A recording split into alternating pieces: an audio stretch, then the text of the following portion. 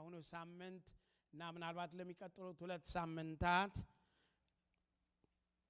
በዋና አርዕስትነት መጽሐፍ ቅዱሳዊ አንድነት በሚል ሐሳብ ወይም ደግሞ the power of biblical unity በሚል ሐሳብ እናገራለሁኝ በምንድነው በንዑስ አርዕስት ደግሞ ዛሬ the foundation of unity ወይም ደግሞ የአንድነት መሰረት የሚል ሐሳብን እናገራለሁ። ዛሬ ማድረግ እንፈልገው እነዚህን መሰረቶች ማቆም ነው። ከዛ በኋላ ጌታ ደግሞ ድንቅ ነገር ያደርጋል ብዬ አምናለሁ። አሜን ትላላችሁ? ስለዚህ ዛሬ እና እንዳልኩት ለሚቀጥሉት ጥቂት ሳምንታት 2 ሳምንት ከበዛ ስለ መንፈሳዊ አንድነት እንድነጋገር ፈልጋለሁ። እንግዲህ ስለ መንፈሳዊ አንድነት መነጋገር ስንጀምር ብዙ ጊዜ ስለ መንፈሳዊ አንድነት ወይም ደግሞ ስለ አንድነት ያሉ አንዳንድ ብዥታዎች አሉ። ስለዚህ እነሱን ነካ ላድርግና ወደ ዋናው ሐሳቤ መጣለሁ። መንፈሳዊ አንድነት ወይም ደግሞ ክርስቲያናዊ ወይም ደግሞ መጽሐፍ ቅዱሳዊ አንድነት ወይም biblical unity ብለን ስናወራ ብዙ ጊዜ there are misconceptions about unity. አንዳንድ ስለ unity የተሳሳቱ አመለካከቶች አሉ። የመጀመሪያው unity means everyone or everything agree on everything የሚል ሐሳብ ነው። አንድነት ማለት ሁሉም ከሁሉም ጋራ አንድ ላይ ይስማማል የሚል ሐሳብ ነው። ይሄ ግን ትክክለኛ ያልሆነ ሐሳብ ነው። ያ ምን ይባላል? ዩኒፎርሚቲ ይባላል። እኔ የማወራው አንድነት ስለዚህ አይደለም። ሁሉ ነገር ሊመሳሰል አይችልም። አለመመሳሰሉ ግን ዩኒቲ የለም ማለትም አይደለም። ስለዚህ ዩኒቲ ሁሉ ነገር አንድ አይነት የሆነበት ሳይሆን በዩኒቲ መካከል ግን የተለያዩ ነገሮች ሊኖሩ ይችላሉ።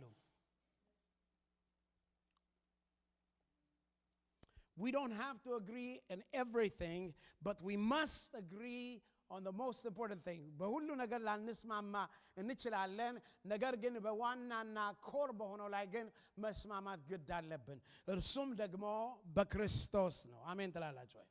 በክርስቶስ ላይ መስማማት አለብን። በሁለተኛ ደረጃ ወይም ሁለተኛው misconception ወይም ደግሞ ስለ መንፈሳዊ አንድነት ያለ wrong አስተሳሰብ if unity is difficult it must not be from God የሚል ሐሳብ ነው። unity ከባድ ከሆነ ከእግዚአብሔር አይደለም የሚል አመለካከት አለ። ይሄም የተሳሳተ አመለካከት ነው። ምን ማለት ነው? yes unity might not be easy ቀላል ላይሆን ይችላል፣ difficult ሊሆን ይችላል። ነገር ግን unity difficult ቢሆንም የእግዚአብሔር ሐሳብ እንደሆነ መገንዘብ አለብን። መጽሐፍ ቅዱሳችን አሁን ያነበብኩት ቃል ላይ ቀደም ያነበብነው ኤፌሶን ምዕራፍ 4 ላይ ምን ይላል? በሰላም ማሰሪያ የመንፈስን አንድነት ለመጠበቅ ትጉ ይላል። ስለዚህ ትጋት የሚያስፈልገው ነገር ነው ማለት ነው። ድርሻ አለን ማለት ነው። የቤተ ክርስቲያንን አንድነት የወንድማማቾችን አንድነት ለመጠበቅ አማኙ ድርሻ አለው። ስለዚህ ችግር ካለም በችግር ውስጥ ግን አማኙ ሊሰራው የሚገባ ነገር አለ ማለት ነው። ይሄንን በኋላ እናያለን። ይሄም ማለት ትህትናን፣ ፍቅርን፣ ትዕግስትን እያለን በኋላ ሐሳቡን እናያለን። በሶስተኛ ደረጃ ደግሞ to maintain unity we must avoid problems የሚል ሐሳብ ነው። ዩኒቲን ለማድረግ በመካከል ችግርን ፈጽመን ማስወገድ አለብን የሚል ሐሳብ ነው። ይሄም ትክክል አይደለም። ችግሮችን በፈጽሞ ልናስወግዳቸው አንችልም። ነገር ግን ችግሮችን በፍቅርና በእውነት ልንፈታቸው እንችላለን። ስለዚህ ዩኒቲ የሌለው ችግር ስላለ ነው ብለን ማቆም የለብንም። ያንን ችግር የምንፈታበት መንገድ ማምጣት አለብን። ይሄውም ከኛ ከአማኞች የሚጠበቅ ነው።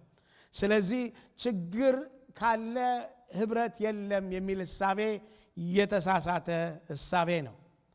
በአራተኛ ደረጃ ደግሞ unity means total sameness ወይም ደግሞ አንድነት ማለት ሁሉ ነገር የተመሳሰለ ነው ማለትም አይደለም።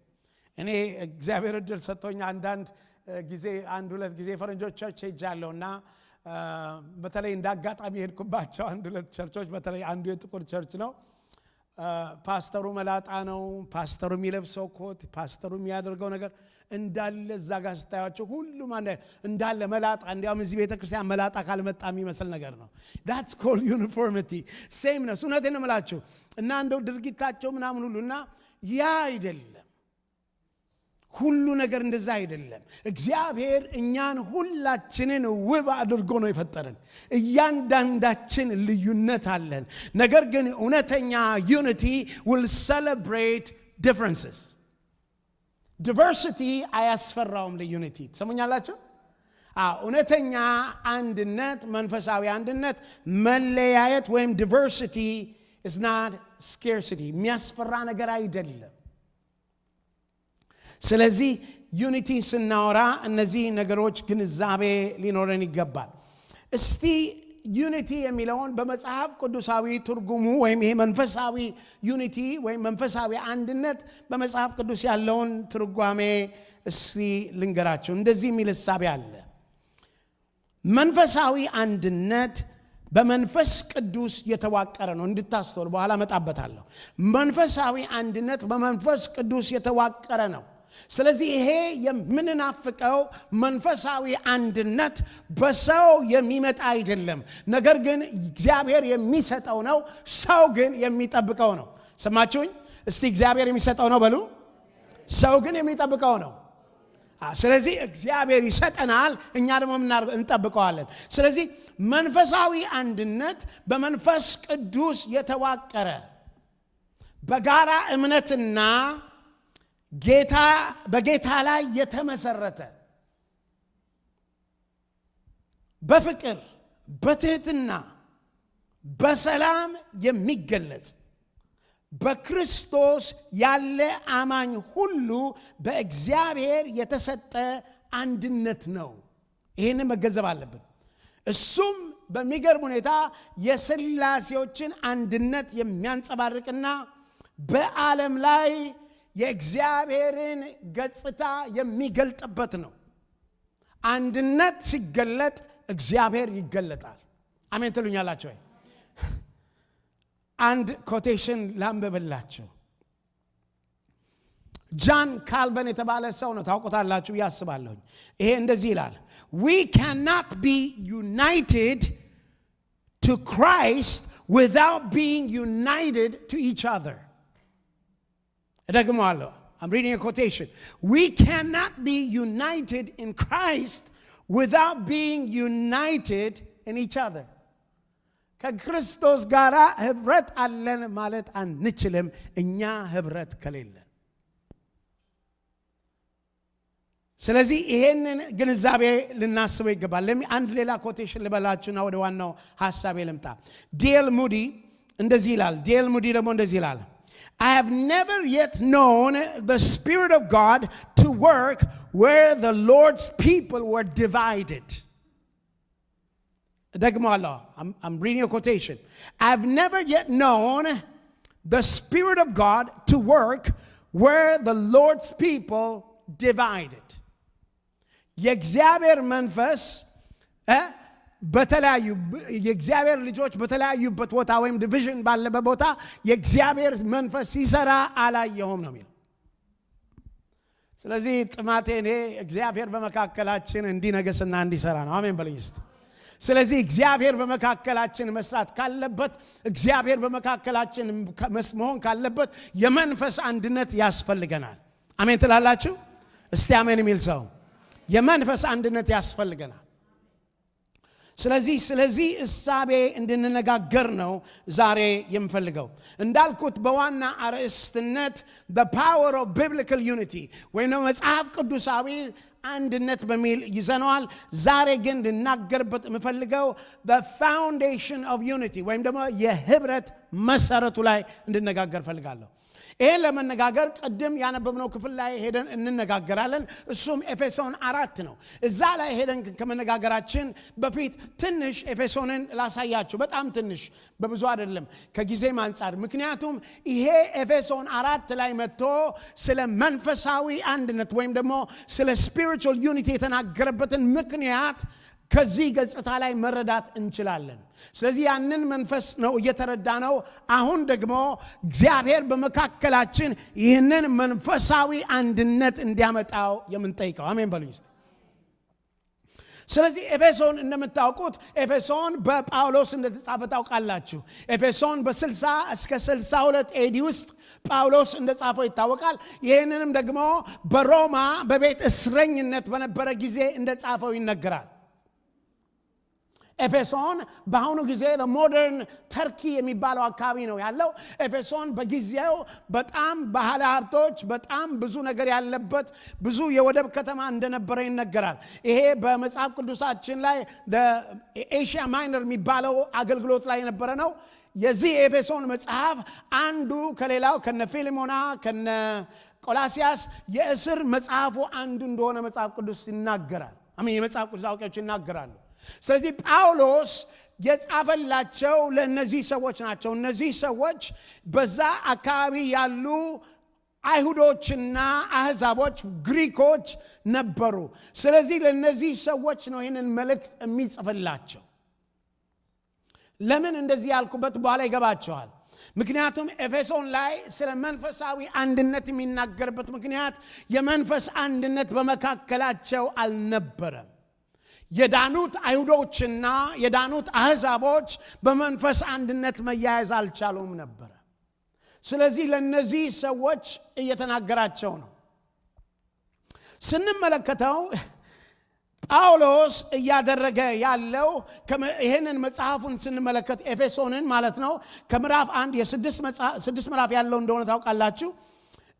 ጳውሎስ እያደረገ ያለው ከምዕራፍ 1 እስከ ምዕራፍ 3 ድረስ he was focused on the identity of Christ በክርስቶስ ያለ ማንነትን እየገለጸ ነበር። who you are in Christ Jesus በክርስቶስ ኢየሱስ ማን እንደሆኑ ይገለጠላቸው። ከዛ ከምዕራፍ 4 እስከ መጨረሻው ባለው ላይ ደግሞ እነዚህ በክርስቶስ ኢየሱስ ማንነታቸውን ግንዛቤ የሰጣቸውና ያስተማራቸውን ሰዎች አሁን ደግሞ ኑሩት እያላቸው ነው። ስለዚህ አራተኛው ምዕራፍ ላይ ስንመጣ አሁን የኑሮ ጊዜ ነው እያለ ነው። ብትመለከቱት ኤፌሶን ከምዕራፍ 1 እስከ ምዕራፍ 3 ባለው ላይ ከ30 በላይ ፎከስድ የሆኑ ቋንቋዎች እንሰማለን። በክርስቶስ በእሱ የሚሉ ቋንቋዎች ማለትም strictly focusing in Christ, in him, through him, by him የሚሉ ቃላቶች እንሰማለን ከ30 በላይ። The whole idea of Paul was he was trying to give them understanding of their identity in Christ. ስለዚህ እንደምታውቁት አይሁዶችም ወደዚህ አዲስ ማንነት ገብተዋል፣ አህዛቦችም ወደዚህ አዲስ ማንነት ገብተዋል። ይሄ አዲስ ማንነት በክርስቶስ የተገኘው አዲስ ማንነት ነው። ስለዚህ ይህን በክርስቶስ የተገኘውን አዲስ ማንነት ይነሳና በዚህ ሐሳብ ላይ ነው በኤፌሶን 4 ላይ የሚናገረውን እሳቤ የሚናገረው። አሁን ይገባቸዋል ለምን እንደዚህ እንደሚል። ስለዚህ በዛ ላይ ዛሬ የማደርገው ኤክስፖዚቶሪ የሆነ ሰርመን ነው። እነዚህን ቃሎች ነው እየፈታን የምናየው ከ1 እስከ 6 ያሉትን። ስለዚህ ቁጥር 1 ላይ ሄዳችሁ ስትመለከቱ ኤፌሶን 4 ቁጥር 1 ላይ ሄዳችሁ ስትመለከቱ እንደዚህ ብሎ ይጀምራል። እንግዲህ በጌታ እስር የሆንክ እኔ በተጠራችሁበት መጠራታችሁ እንደሚገባ እንድትመላለሱ እለምናችኋለሁ ይላል። በጣም የሚገርም ቋንቋ ነው የሚናገረው። ጳውሎስ በዚህን ሰዓት በእስር ቤት ነው ያለው፣ ሐዋርያ ነው። አሁን እየተማጸነ ነው ያለው። እነዚህን የሚማጸናቸው ሰዎች እንደዚህ ይላቸዋል፣ አሁን እናንተ እንድትኖሩ የምፈልገው ይላል walk worthy of your calling። ምንድነው? በተጠራችሁበት መጠራት እንድትመላለሱ ይላቸዋል። ስለዚህ ምን እያለ ነው? አንድ ልክ አሳይቻችኋለሁኝ፣ አንድ ሜዠርመንት አይታችኋል። now I want you to walk based on that measurement። ባስተማርኳችሁ በገለጥኩላችሁ በተማራችሁት በዚህ ሌቭል ተመላለሱ ነው የሚላቸው። ችግሩ እንዳልኳችሁ የአይሁዶችም ባህልና ብዙ ነገር አለ። ግሪኮች አሉ አሕዛቦች ናቸው አሕዛቦች አሉ እነዚህ ሰዎች ሁሉ የራሳቸው ነገር አላቸው ስለዚህ አሁን በመካከል እነርሱ ጋር አንድነት አልነበረም ለነዚህ ለአንድነቱ ግን ጳውሎስ ሊያስገነዝባቸው የሚፈልገው አንድነታቸው የተመሰረተ በኋላ ሄደን እናየዋለን ወደ 7 የሆኑ ሌላ ነገሮች 4 የሆኑ ዋና ማገሮች እናገራለን ሌላ 7 የሆኑ ነገሮችም ስበናያለን እነዚህን ሁሉ ግን ሲናገር ጳውሎስ ሊያስገነዝባቸው የሚፈልገው የእነሱ አንድነት የሚመሰረትበትን መሰረቱን ያሳያቸው ነው ስለዚህ የመጀመሪያው መሰረት ምንድነው የሚለው የተጠራችሁበት ጥሪ እንደምታውቁት ኤፌሶን ላይ አስቀድሞ ከመጀመሪያው ምዕራፍ ጀምሮ ሲናገር ቃሎች እየተናገሩ ሲመጡ ብዙ ነገሮች እናያለን በሰማያዊ ስፍራ በመንፈሳዊ በረከት የባረከን ይላል በፊቱ ቅዱሳንና ያለ ነውር እንሆን ዘንድ እንደመረጠን ይናገራል ከዛም ደግሞ ስትመለከቱት ምን ይላል ሁለቱ ወገን ያልነበሩትን ወገን እንዳረጋቸው ይናገራል ቀድሞ ቤተሰብ አልነበራችሁም አሁን ደግሞ ምን ሆናችኋል ቤተሰብ ሆናችኋል ይላል ስለዚህ ጳውሎስ የሚላቸው እኔ እንድትመላለሱ የምፈልገው አንድ ሚዛን አለ ድሮ ትዝ ይለኛል አገር ቤት ነው ማውቀው እንኳን እዚያ አይቻል አውቀም ሚዛን ብርቱካንና ሙዝ ሲመዝኑ ለ5 ኪሎ የ5 ኪሎ ነገር አለች አይደል በዚህ ጋር ያደርጓታል እና እንዲህ ያደርጓታል ስለዚህ በ5 ኪሎ ትሆናለች ማለት በዛም የምትመዘነው 5 ኪሎ እንደሆነ የምታረጋግጠው እቺ 5 ኪሎ በዚህ ተቀምጣ ነው አይደል እነዛ ትዝ ይላችኋል ጳውሎስ የሚላቸው አሁን እናንተ እንድትመላለሱ የምፈልገው በተቀመጠላችሁ ሚዛን ነው ይሄ ሚዛን ደግሞ የተጠራችሁበት ጥሪ ነው ሃሌሉያ ከድቅድቅ ጨለማ ወደሚደነቅ ብርሃን የተጠራችሁ ከሞት ወደ ሕይወት የተጠራችሁ እናንተ በፍጥረታችሁ የቁጣ ልጆች የነበራችሁ አሁን ግን በምህረቱ በቸርነቱ የተቀበላችሁ ሃሌሉያ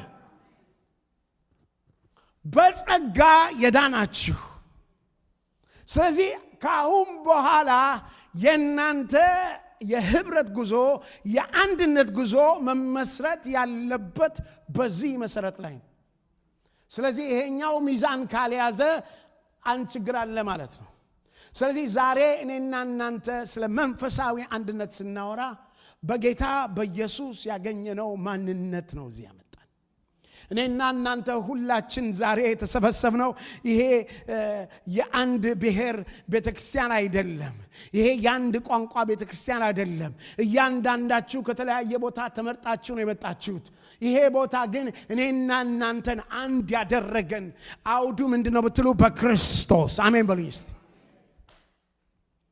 በክርስቶስ በጌታ በኢየሱስ ክርስቶስ አንድ ሆነን በምንም የማንተዋወቅ ሰዎች አብረን የምንሆነው ይሄ የመንፈስ አንድነት ነው መሰረቱ ክርስቶስ ጌታ ስሙ ይባረክ ስለዚህ ይላችኋል እኔ እምጠይቃችኋለሁ እባካችሁ ይማጸናለሁ ምን ማጸናችሁ ያሳየኋችሁ ነገር አለ የገለጽኩላችሁ ነገር አለ ማንነታችሁን በግልጽ በክርስቶስ አሳይቻችኋለሁ ለዚህ ነው ሁለተኛ ቆሮንቶስ ሲናገር ማንም በክርስቶስ ቢሆን ምን ይላል አዲስ ፍጥረት ነው ይላል አሮጌው አልፏል ይላል ስለዚህ አሁን እንድትመላለሱበት መፈልገው ባሮጌው ማንነታችሁ ሳይሆን በአዲሱ ማንነታችሁ ነው እሱም በምን በክርስቶስ ኢየሱስ ማለት ሃሌሉያ አሜን ትላላችሁ ስለዚህ ይሄንን እያላቸው ነው የምናየው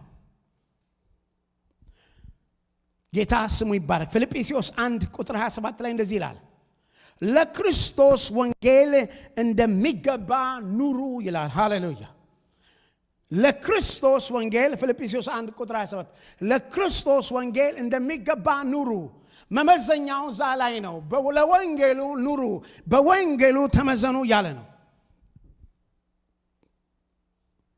ይህም ከሆነ መጥቼ ባያችሁ ወይም በሩቅ ሆኜ ስለናንተ በሰማ ለወንጌል እምነት እንደ አንድ ሰው ሆናችሁ በመጋደል በአንድ መንፈስ ጸንታችሁ እንደምትቆሙ አውቃለሁ ይላል ሃሌሉያ ጌታ ስሙ ይባረክ ስለዚህ የምናወራው በመንፈስ አንድነትን ነው የምናወራው የመንፈስ foundation of the spiritual unity ነው ማወራው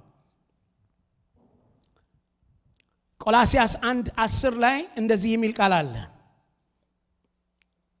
የምንጸልየው ለጌታ እንደሚገባ እንድትኖሩ ነው ይላል እንድትኖሩ ነው በሁሉም ደስ እንድታሰኙት ነው ይሄውም በመልካም ሥራ ሁሉ ፍሬ እያፈራችሁ እግዚአብሔርን በማወቅ እያደጋችሁ ብሎ ይናገራል ስለዚህ የመጀመሪያ ነገር እኛ አንድነታችን የመንፈስ ህብረታችን የሚጀምረው ከጥሪያችን ነው ከመጣንበት ነው ስለዚህ ቀድሞ ወገን ያልነበርነውን ወገን አደረገን ሁለቱን ማድረጋቸው ለአንድ አካል አደረጋቸው ይላል ስለዚህ ዛሬ እኔና እናንተ በክርስቶስ የሆነን our identity is in Christ በሐዋርያት ሥራ 11 ላይ ይመስለኛል በመጀመሪያ ያመኑትን በአንጾኪያ ያሉትን ይላል ምን እነሱን ምን ክርስቲያን ተብለው ተጠሩ ይላል simply means the follower of Christ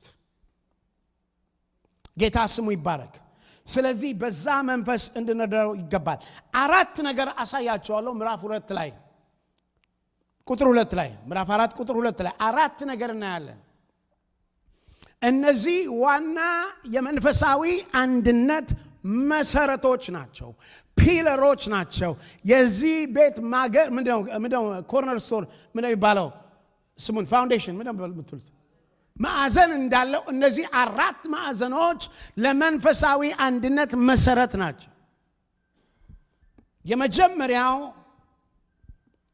በትህትና የሚል ቃል ነው ኤፌሶን 4 ቁጥር 2 በትህትናና ሁሉና በየዋህነት በትዕግስትም እርስ በርሳችሁ በፍቅር ታገሱ የሚል እናያለን የመጀመሪያው ግን በትህትና የሚል ሐሳቤ ነው ስለዚህ ትህትና አንዱ የመንፈስን አንድነት ሊያጸና የሚችለው ማገር ነው መሰረት ነው ፋውንዴሽን ትህትና የትዕቢት ተቃራኒ ነው ትዕቢት ባለበት መለያየት አለ እስቲ ሄዱና ተመልከቱ የመለያየት ስር የመለያየት እንትኑ ዋናው ዘሩ ትዕቢት ነው ትዕቢት ባለበት ቦታ ሁሉ መለያየት አለ ስለዚህ እንደዚህ ይላል እኔ እንድትመላለሱ ፈልጋለሁ የምትመላለሱበትም ደግሞ በዚህ ሌቭል ነው ብሎ መሰረታችንን ካሳየን በኋላ እንዴት አድርገን ነው ጳውሎስ ይሄ እንዴት አድርገን ነው ስንለው በትህትና ወገኖቼ ማንም ክርስቲያን ሊኖረው የሚገባ አንድ ነገር ቢኖር ትህትና ሁሉንም እንደስላችሁ ይችላል ግን ትህትና በጣም አስፈላጊ እንደምታውቁት የመጀመሪያው የኃጢአት ውድቀት ሉሲፈር ሲወድቅ በትዕቢት ነው የወደቀው እግዚአብሔር ደግሞ ያንን ሲሰብረው በትህትና ነው የሰበረው ፊልጵስዩስ ምዕራፍ 2 ላይ ስናየው ጌታ ኢየሱስ ክርስቶስ ከአምላክ ጋር መተካከልን እንደማይገባ ቆጠረ የሰው መልክ ያዘ ወረደ ይላል ያኛው ዙፋኔን ከፍ አደርጋለሁ ብሎ ባለበትና በትዕቢት በተያዘበት ጊዜ ነው የወደቀው ምሳሌ ላይ ሲናገር ትዕቢት ከውድቀት ትቀድማለች ይላል ወገኖቼ መንፈሳዊ አንድነት በቤተ ክርስቲያናችን መንፈሳዊ አንድነት በህብረታችን ካስፈለገ በመካከላችን ያለ ትዕቢት መነቀል አለበት የሚመቻች አይደለም እና ብዙ ጊዜ በህብረት ውስጥ የሚቆረቁሩ በህብረት ውስጥ የሚያስቸግሩ ሰዎች እብሪተኞች ትዕቢተኞች ናቸው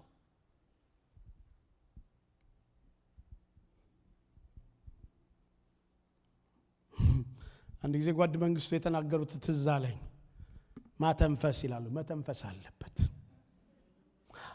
ትዕቢት መተንፈስ አለበት ለመሰላችሁ ለእናንተ አይጠቅማችሁም፣ ለእግዚአብሔር ህብረት አይጠቅምም፣ ያው እግዚአብሔር ደስ አይለውም፣ እናንተን ይለያችኋል።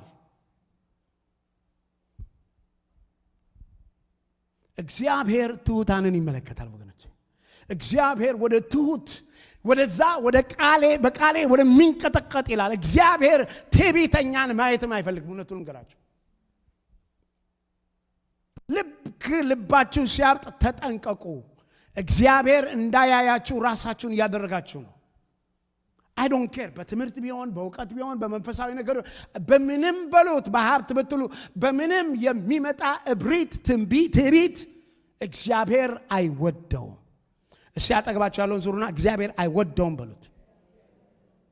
አይወደውም። ስለዚህ እግዚአብሔር የማይወደው ነገር በመካከላችን መሆን የለበትም። ስለዚህ መንፈሳዊ አንድነት spiritual unity ካስፈለገ በመካከላችን ያለ ትዕቢት መነሳት አለበት። by the way ጌታ ስሙ የተባረከና የተመሰገኑት ያለፈው ሳምንት እግዚአብሔር በጣም ይባርካችሁ። በቤታችሁ የቻላችሁ የመጣችሁ በእውነት በጣም ደስ የሚል የመዋረድ ጊዜ ነበርን። ሃሌሉያ አሜን ትላላችሁ። በጣም አንዳንዶችን ስሰማቸው በጸሎታቸው እንዳከብራቸው አረገኝ። ለምን እንደምትሉ ታውቃላችሁ? ሲዋረዱ ሳያቸው እግዚአብሔር ደስ ይለዋል ስንዋረድ፣ ዝቅ ስንል። ታውቃላችሁ ሰው እኮ ነው ዝቅ ማለት አይፈልገው። ዝቅ ማለት ሰው አይፈልግም። ከመስመሩ እልፍ ማለት አይፈልግም። የተዋረደ ይመስላል። ወገኖቼ በጌታ ፊት አንተ ስትዋረድ እግዚአብሔር ያከብርሃል። እግዚአብሔር ትዕቢተኞችን ይቃወማል፣ ለትሑታን ግን ይላል ጸጋን ይሰጣል። ስለዚህ በመካከላችን ለመንፈስ አንድነት የሚቃረን ዘር ካለ ያ ዘር ትዕቢት ይባላል።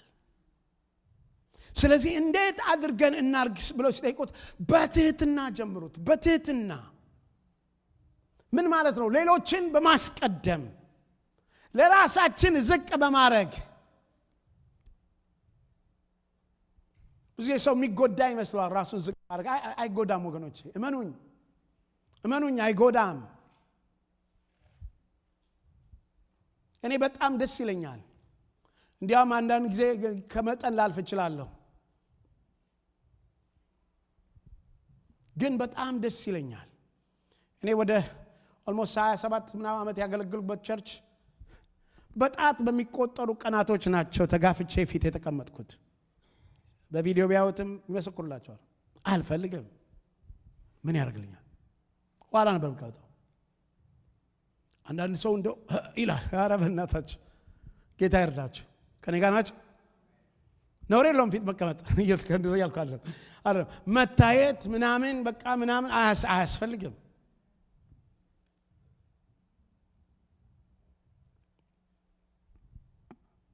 ሌሎችን ወደፊት ማድረግ።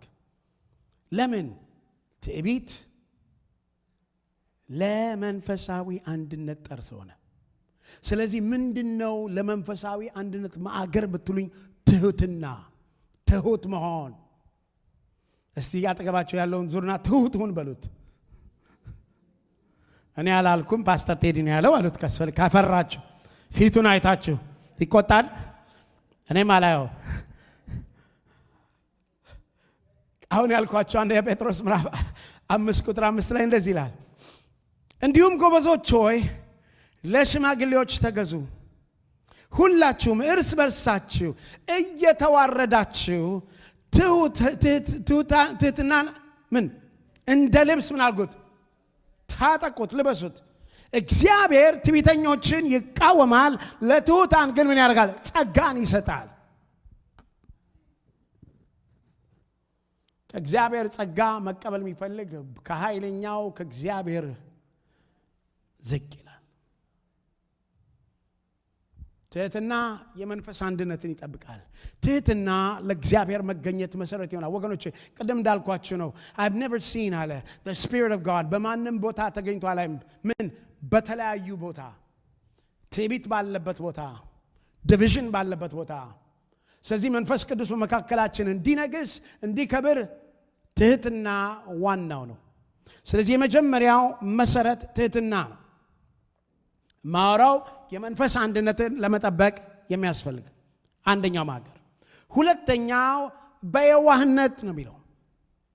በየዋህነት ይላል። በየዋህነት የሚል ቃል ነው የምናየው። የዋህነትንም አንዳንድ ጊዜ እንደ ድካም እንመለከተዋለን። የዋህነት ግን ጥንካሬን በቁጥጥር ስር ማዋል ማለት ነው። እኔ ብዙ ጊዜ የዋህ ነህ ይሉኛል። እሱን እንግዲህ አብረን እናያለን።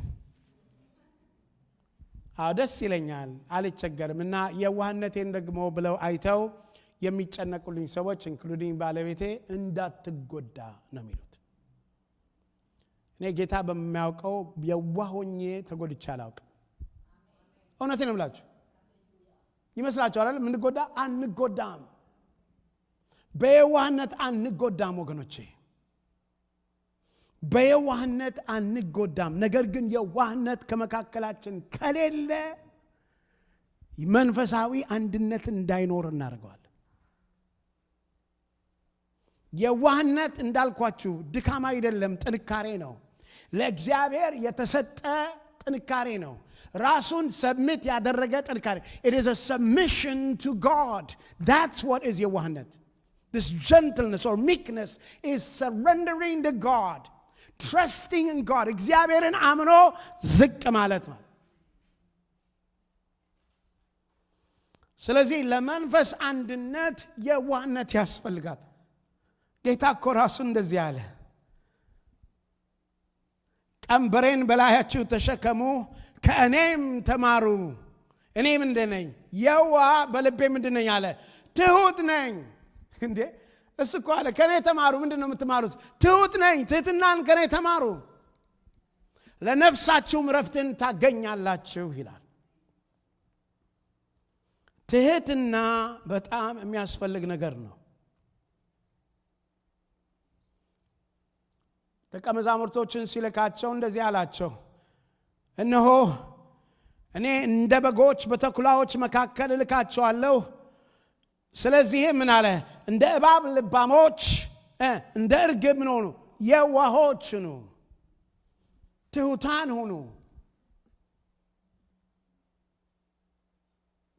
አሁን በያዕቆብ ላይ ምን ይላል? እንዲያውም ይህንን ቃል በየዋህነት ነፍስን ለማዳን የሚችለው ይህን ቃል በየዋህነት ተመገበው ይላል። የእግዚአብሔርን እውነት እንኳን መቀበል በየዋህነት ነው። የእግዚአብሔር ጸጋ እንዲሰራ የዋህነት ያስፈልጋል። ብዙ ጊዜ የተቸገርነው ብልጥነታችን ቦታ ይዞ ነው ወገኖች።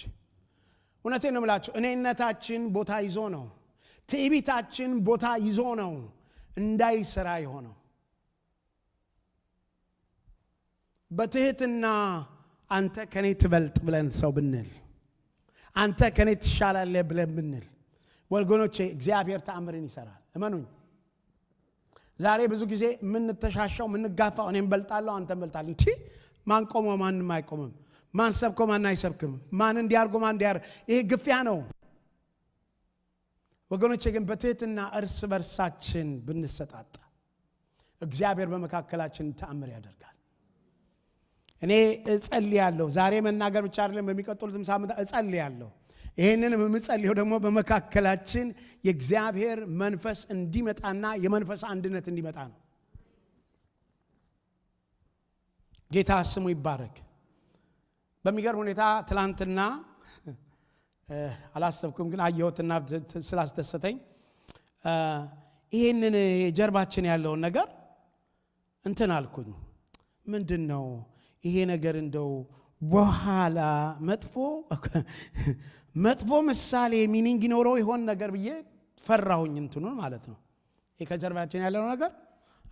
ምክንያቱም እናንተ ብርቅዬ ስለሆናችሁ ትጠይቁኛል። እንዳትጠይቁ ብዬ ነው። ከመጠይቃችሁ መልስ ልስጣችሁ። እንደው ምን ይሆን እና ከዛ መቼም አሁን ዳንኤል ይላል በዚህ በመጨረሻው ዘመን ዕውቀት ይበዛል ይላል። እንዴት ህይወት ይቀላል? ጌታ ስሙ ይባል። ዕውቀት ስለበዛ ባይ ዘ ዌይ ጥሩ ነው፣ ብዙ ነገር ያቀላል። ስለዚህ ገብተህ ጉግል ሰርች ምናምን አድርገህ ተወሰነ። አሁን በኤአይ የሚሰሩ ሰርች አለ። ገባውና ምንድነው what is the implication, spiritual implications of hexagon? ይሄ ባለ 6 ቅርጽ ያለው ምንድነው ብዬ ጠየቅኩኝ። እናንተ ጠይቁት ወይስ ሆምወርክ ልስጣችሁ?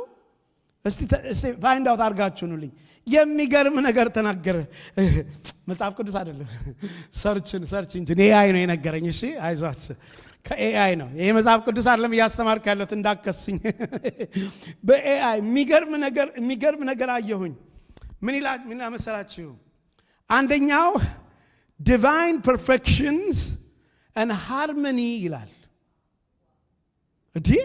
እንዴት ነው ብዬስል 6 is the number of humans in the Bible 6 is the number of human ስለተፈጠረበት ስለዚህ አንደኛው እሱ ነው ይላል ሌላው በጣም የገረመኝ ምን ይላል መሰላችሁ አይ ጌታ ኮቸር ነው unity ይላል it's a symbol of unity actually in the middle of chaos this symbol shines of unity ይላል ሌላስ ስለው it is us the people to God to the people ይላል ለምን መሰላችሁ እነዚህ ባለ 6 ነጥቦች ባለ 2 ትራያንግሎች ናቸው ይላል አንደኛው ትራያንግል ሰው ወደ እግዚአብሔር የሚሰጥበት እግዚአብሔር ደግሞ ከላይ ወደ ሰው የሚሄድበት ይላል I think ይሄ በአደባባይ ላይ ስለሚገኘው ሚስጥር እናንተ ጉግል አድርጉና ሰርች አድርጋችሁ እዩት እኔ ግን ፈርቼ ነበር ወይኔ ጉዴ እኔ አምሮኝ ያምራል ምናምን ብዬ አንዱ ቀስቃሽ ስለነበርኩ ይሄ ነገር በኋላ ሌላ ነገር እንዳያመጣ ብዬ ነበር በጣም የሚገርም ነገር ነው ያገኘሁት አጌታ ይባረክ እንዲያውም ቫይበር ላይ ለጥፍላችኋለሁ ችግር የለም መንፈሳዊ አንድነት ደስ አለኝ ለኔ ኮንፈርሜሽን ሰጠኝ የማስተምረው ትምህርት አንድ ላይ መጣና in the middle of chaos አለ this brings unity the symbol of unity ነው አለ ንቦች የንብቀፍ እንደዚህ ነው የሚመስለው ስኖው እንደዚህ ነው የሚመስለው ክሪስታል እንደዚህ ነው የሚመስለው it's life sweet hallelujah አሜን ይሁን ሲምቦሊክሊ እንዳየነው አሁን በእኛ መካከል እንደዚህ ሆነ በእኛ መካከልም አንድነት ይምጣ አሜን በሉኝ እስቲ ወገኖቼ ጌታ ይከብራል መዓዛው ደስ ይላል ሽታው ደስ ይላል ጌታ በመካከላችን ሲገኝ ሲከብር ወገኖቼ በቃ እኔ ነግሬያችሁ ናፍቆቴ ሌላ ነው ከፈለጋችሁ ያ ፓስተር ጌታን የሚናፍቀው ብላችሁ ጥሩኝ አሜን ሃሌሉያ እሱን ነው ምናፍቀው ጌታ ይባረክ ያ ነው የሚያስፈልገው ዩኒቲ በሶስተኛ ደረጃ ደረጃ ወይስ አልደረስኩ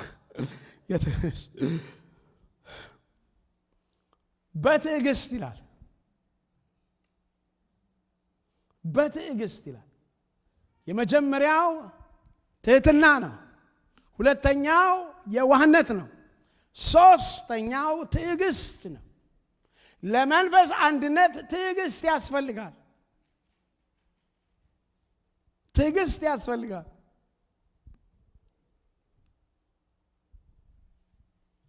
enduring people and circumstances without exploding in anger ምን ማለት ነው ሰዎችንና ሁኔታዎችን በቁጣ ሳንፈነዳ መጠበቅ ማለት ነው ትዕግስት ማለት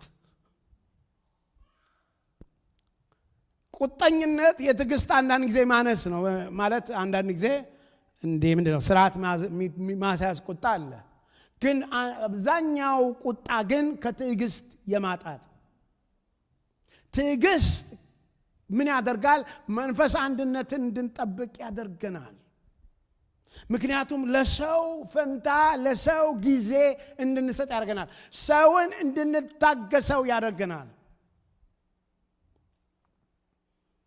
እኔ በዚህ ጌታ በጣም የረዳኝ ሰው ነኝ በጣም መታገስ እችላለሁ ሚስቴን ላጋፍጣት እንዴ እችላለሁ አልችልም ተናገሪው ነቱ አሁን በሰው ፊት ስለሆነ ነው አይደል እንደዚህ ያልሽ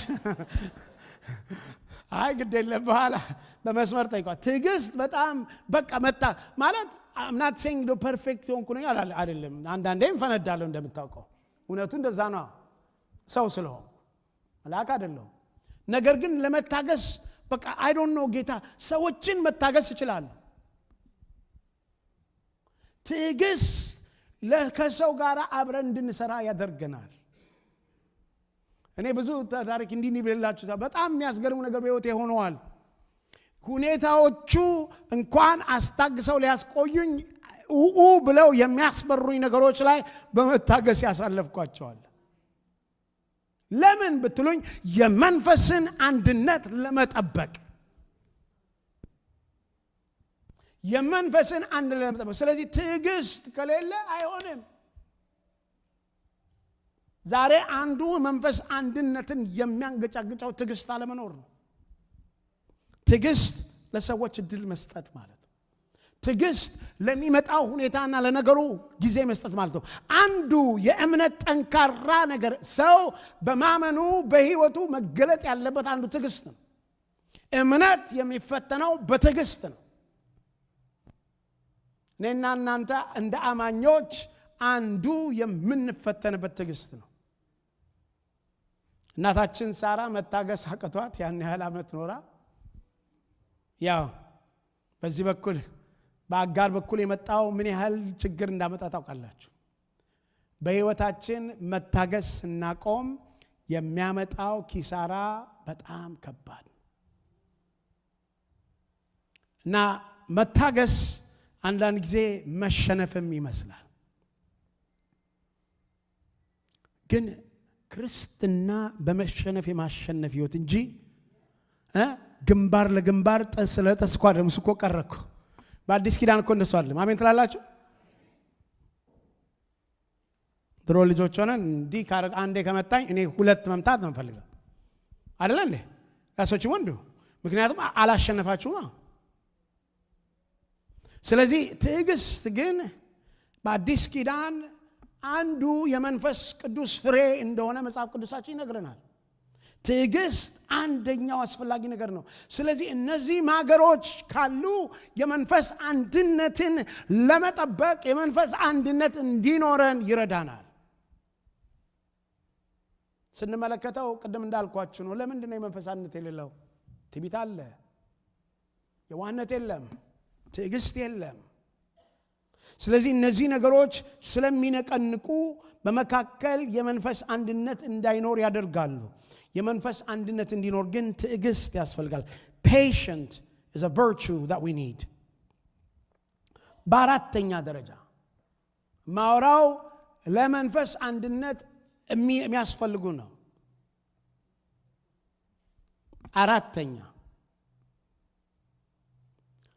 ምን ይላል? እርስ በርሳችሁ በፍቅር ምን በሉ? ታገሱ። ኦልሞስት ስምላል ቃል ነው ትዕግስት። አሁን ግን በምን? በፍቅር ታገሱ ማለት ታውቃላችሁ አይደል? ትዕግስት እኮ አለ። አንዳንድ ትዕግስት አለ እስከሚሆን ድረስ ነው። ታግሰ ልክሰጡ ምንጭቅ አድርገም ተወስደው ማለት ነው። እሱ የፍቅር ትዕግስት አይደል። የፍቅር ትዕግስት ታግሰ ሲሰጡ ቴንክ ዩ ጌታ ይባርክ ብለህ የምትሄደው ማለት ነው። ታግሰ ቆይ እኔን አስጠበቀኛለህ እኔ ደግሞ እሰራልሃለሁ የሚል ትዕግስት አይደለም። በፍቅር የሆነ ትዕግስት። እንዲያውም እዛ ዋናው ላይ ሳየው it's agape ይለዋል።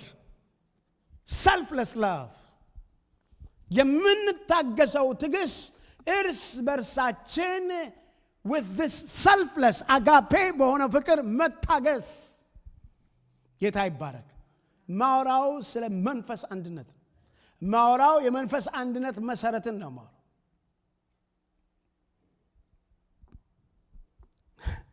እንግዲህ ሁሉ ነገር ሲጠቀለል በፍቅር ነው የሚጠቀለለው። መጽሐፍ ቅዱሳችን ሲናገር ፍቅር ፋውንዴሽን እንደሆነ ይነግረናል።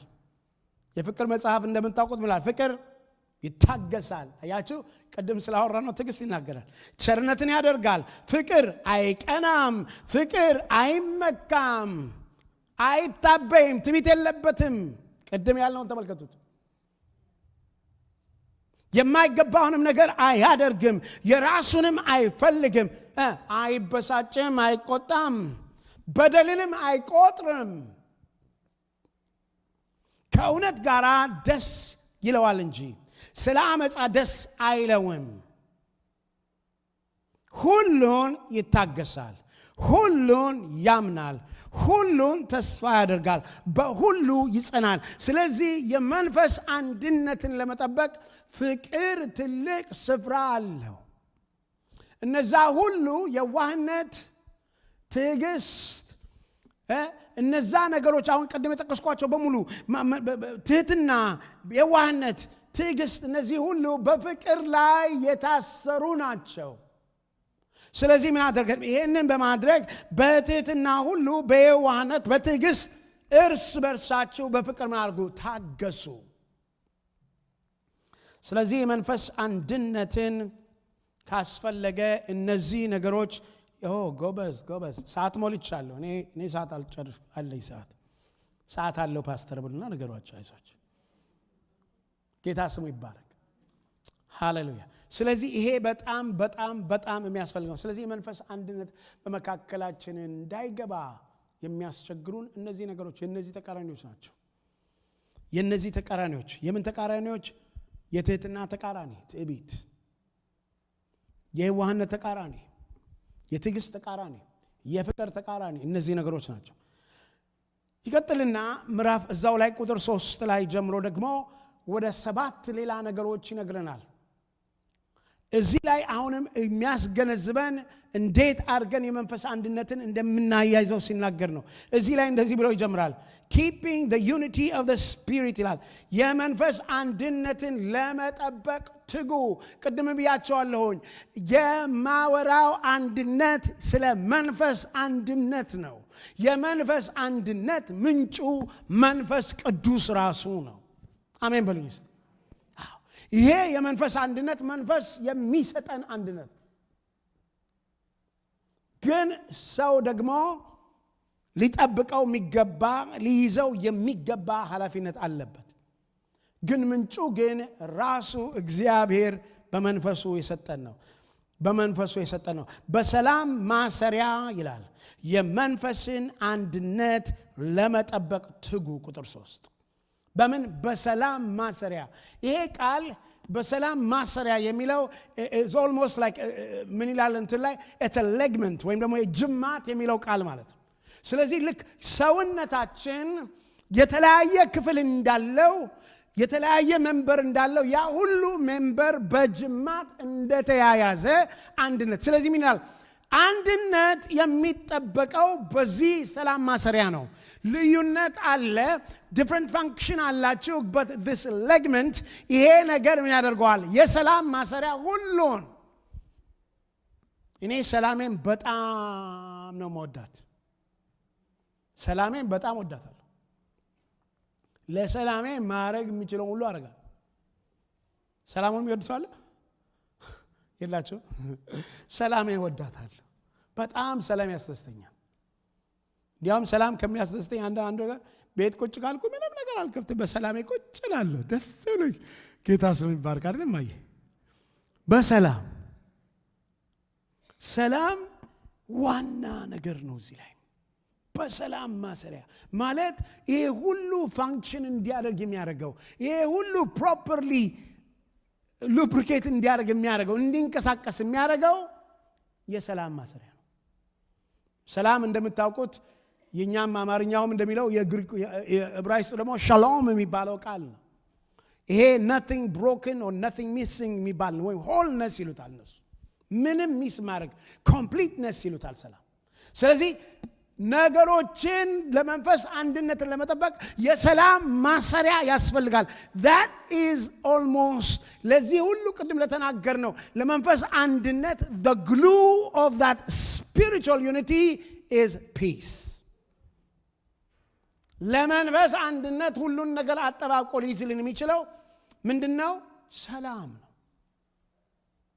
አንዳንድ ሰዎች በቃ እንዲያውም ሰላም እኔ እንጃ እንደው አንዳንድ ሰው በተፈጥሮ ሰላም የማይወድ ሰው ይመስላል። በቃ ሁሉ ጊዜ ረብሻ የሚወድ አጋጥሟቸዋል። ሁሉ በቃ እሱ ባለበት ረብሻ አለ። እኔ ደግሞ በተቻለ መጠን ሰላም ድሮ ልጆኜ ሰፈራችን የት እንዳለች ማላውቅም ዓለሚቱ የምትባል ነበረች። ዓለሚቱ ሰፈሩን ትረብሸዋለች። እኔ ልጆኜ ተውት እንትኑን ተውት፣ ብልግና ነው የምትሳደበው፣ ከባሏም ትሳደባለች። እኔ ዓለሚቱን በጣም ነው መፈራት። ከነ ልጆቿ 2 ልጆች አላት፣ ኢሌኒና ዮሴፍ። አቤት ካላችሁ ጌታ ያግኛችሁ። እነዚህ እና ምንድነው ዓለሚቱ አንድ የሆነ ነገር ከሆነ ታብዳለች፣ ትሳደባለች፣ ባሏን ትሰድባለች። በቃ ቃጠሎ ነው ሰፈሩ። እሷ እንደዛ ስለሆነች እኔ ልጆቿን ፈራ። ምክንያቱም አንድ ከልጆች ተናናሾች ናቸው። አንድ ነገር ባርጋችሁ ኳስ ብንጫወት በገጫቸው ዓለሚቱ ትረብሻለች። ወገኖቼ አንዳንድ ሰዎች አሉ እንደ ዓለሚቱ በቃ ረብሸኞች ናቸው። እግዚአብሔር ያደላችሁ፣ እግዚአብሔር የበረካችሁ ደግሞ በሰላም ማሰሪያ አንድነትን የምትጠብቁ ሰዎች አላችሁ። በቃ ሰላምን የምትፈልጉ፣ መረጋጋትን የምትፈልጉ። እግዚአብሔር የሚፈልገው የመንፈስ አንድነት በመካከላችን እንዲጠበቅ የሰላም ማሰሪያ እንዲህ አይነት መንፈስ ያስፈልጋል። ለሰላም ትልቅ ስፍራ መስጠት ያስፈልጋል። ለሰላም ቦታ መስጠት ያስፈልጋል። ስለዚህ የመንፈስ አንድነት በመካከላችን እንዲኖር ሰላምን የሚያውኩ ሰላምን የሚረብሹ ሰዎች ካስፈለገ ቆጭ አድርጎ በጎን ወዳጄ ሰላም አትረብሽ፣ ሰላም አትረብሺ። ለምን? የመንፈስ አንድነት ያስፈልገናል። ወንድሜ ትዕቢት አያስፈልግም፣ እህቴ ትዕቢት አያስፈልግም። ለምን? መንፈስ አንድነት ያስፈልጋል። ስለዚህ እውነትን በፍቅር እየተናገርን እግዚአብሔር የባረካቸው እድሜ ያጠገባቸው የተባረኩ አባቶች አሉ። እኔም አልናገር፣ እነሱ በምክር ይነግሯቸዋል። ለምን? የሰላም አንድነትን እንጠብቅ፣ የመንፈስ አንድነትን እንጠብቅ። አሜን በሉኝ እስቲ። ያስፈልጋል፣ መጠበቅ አለብን። ለምን? ጌታ እንዲገኝ እንፈልጋለን፣ መንፈሱ እንዲገለጥ እንፈልጋለን። አሜን ነው ወይ? ዝም ብለን መውጣት መግባት አንፈልግም አይደል እንዴ? ጌታ ስሙ የተባረከና የተመሰገነ ይሁን። ዓለሚቱ እንዳረሷት እንግዲህ ጌታ ይባረክ።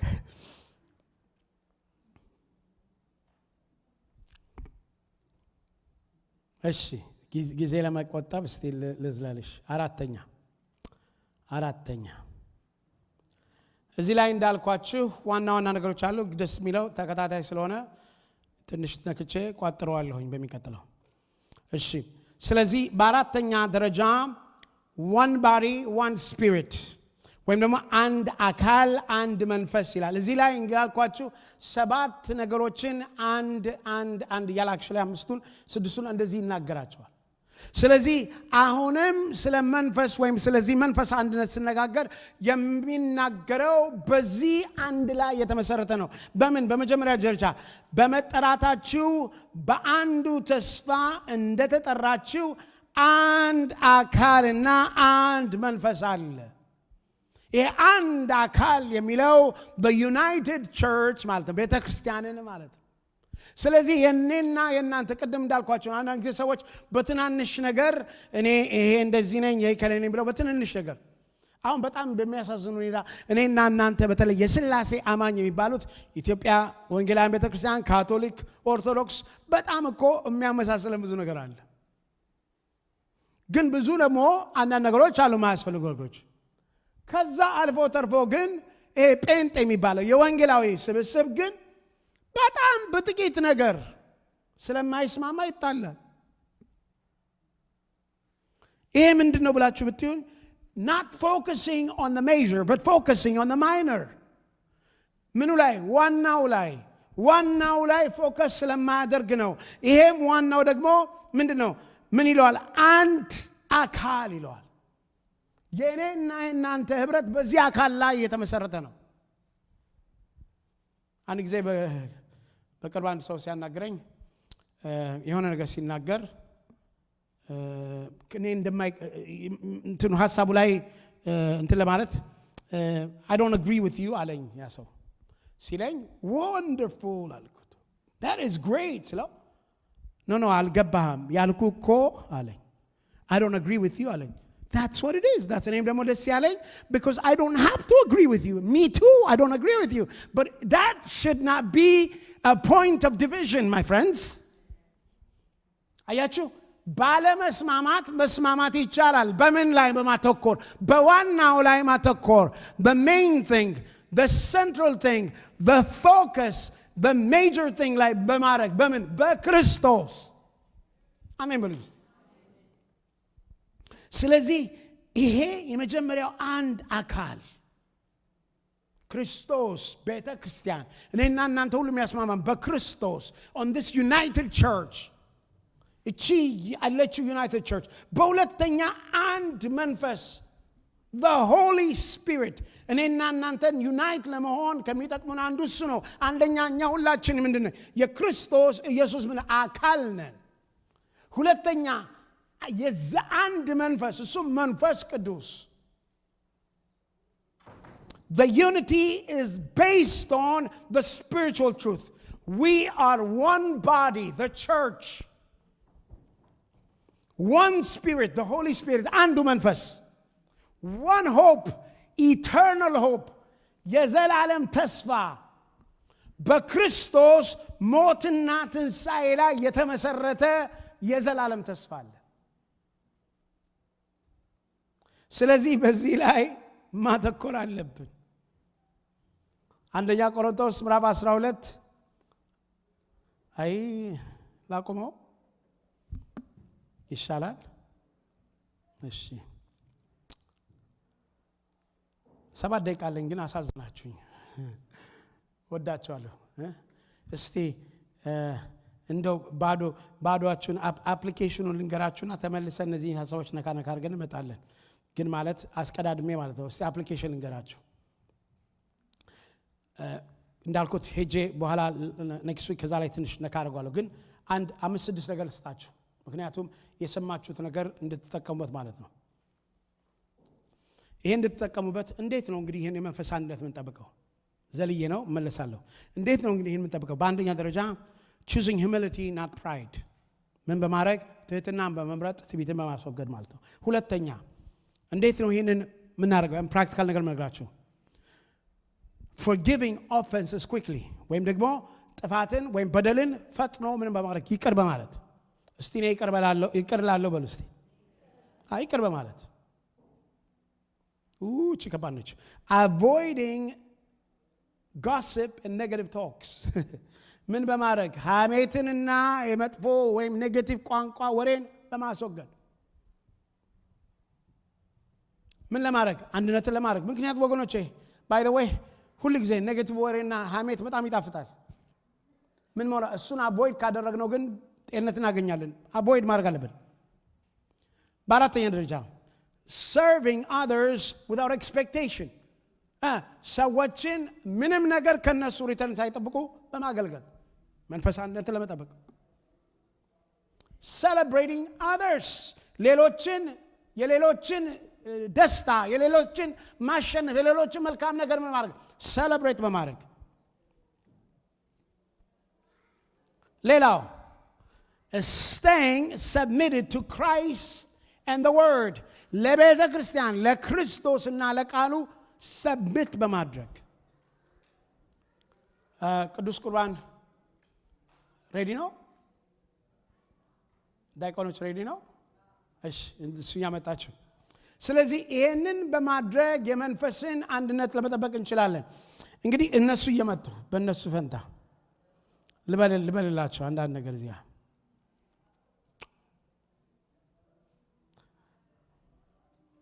ከዛ ይቀጥልና ምን ይላል? አንድ ጌታ እሱም ኢየሱስ ክርስቶስ፣ አንድ ሃይማኖት ወይም ደግሞ አንድ እምነት actually faith፣ አንድ ጥምቀት እርሱም እኔና እናንተ በማመን ከእርሱ ከሞቱና ትንሣኤው ጋር በመጠመቅ አንድ ላይ ያገኘ ነው። ወይም ደግሞ ከመንፈሱ በመጠመቅ የክርስቶስ ተከታይ በመሆን እነዚህ መሰረታዊ ነገሮች ናቸው። ከዛ ይቀጥልና ምን ይላል? one God and one Father፣ አንድ እግዚአብሔርና አንድ አባት ይለዋል። የመንፈስ አንድነትን ለመጠበቅ እንዳልኳችሁ እዚህ ላይ ተመልሼ መጣና ነካ አድርጌው ቀጥላለሁ። ኔክስት ዊክ የነን ነገሮች ማድረግ ይረዳናል። ዛሬ ግን እነዚህ የሰጠኋችሁን ሲምፕል አፕሊኬሽን ብትጠቀሙ እናንተ የመንፈስ አንድነትን ኤክሰርሳይዝ ማድረግ ትችላላችሁ። ጌታ ስሙ ይባረክ። የሰማችሁትን በልቦናችሁ ያሳድርላችሁ። እስቲ ግን እንጸልይ። አንዴ ልጸልይላችሁ። ባልበያላችሁበት ሆናችሁ አሁን በተለይ ይሄ ትልቅ ኦፖርቹኒቲ ስለሆነ ቅዱስ ቁርባን ልንወስድ ስለሆነ ይሄ it's a marking point ነው። ዛሬ ይሄንን ስንወስድ ብዙ ጊዜ ለበሽታ ለምን አምነን እንደምንቀበለውና እንደምንጠቀመው ሁሉ ዛሬ ደግሞ በህይወታችን የመንፈስ አንድነትን የማያደርጉ ነገሮችን ትዕቢትን የማጣት እና እብሪተኝነትን ወይም ደግሞ መጥፎ ነገሮችን የመንፈስን አንድነት የሚቃወሙ ነገሮች ሁሉ ዛሬ ጌታ ከኛ ውስጥ እንዲያወጣና ዛሬ የዚህ የኪዳኑንና የሞቱንና ትንሣኤውን ስናስብ በዚህ ራት ላይ በዚህ ጽዋ ላይ ጌታ አንድ ነገር እንዲያደርግ እናምናለን። አምላኬና አባቴ በጌታ በኢየሱስ ክርስቶስ ስም ማናቸውም በዚህ መካከል ያሉት ልክ እንደዚህ በህብረት እንደምንወስደው ሁሉ ይህንን ጽዋና ይህንን ህብስት በምንወስድበት ጊዜ ካንተ ጋራ በመተባበር የመንፈስ አንድነት በመካከላችን እንዲሰለጥን ይሆን። እግዚአብሔር አምላኬና አባቴ በህይወታቸው በማንኛውም ሁኔታ የሚፈተኑ የሚቸገሩ ለመንፈስ አንድነት የሚገዳደራቸው ማናቸውም ነገር ከህይወታቸው ላይ የተነሳ ይሆን። እግዚአብሔር አምላኬና አባቴ ሆይ ጸጋን፣ ጥበብን፣ አቅምን፣ መንፈስን እንድታወርድላቸው እጸልያለሁ። እግዚአብሔር አምላኬ ሆይ አመሰግንሃለሁ። ዛሬ ከዚች ቀን ጀምሮ የህይወት ለውጥ ስለሚሆን በኢየሱስ ክርስቶስ ጌታ ስም አሜን።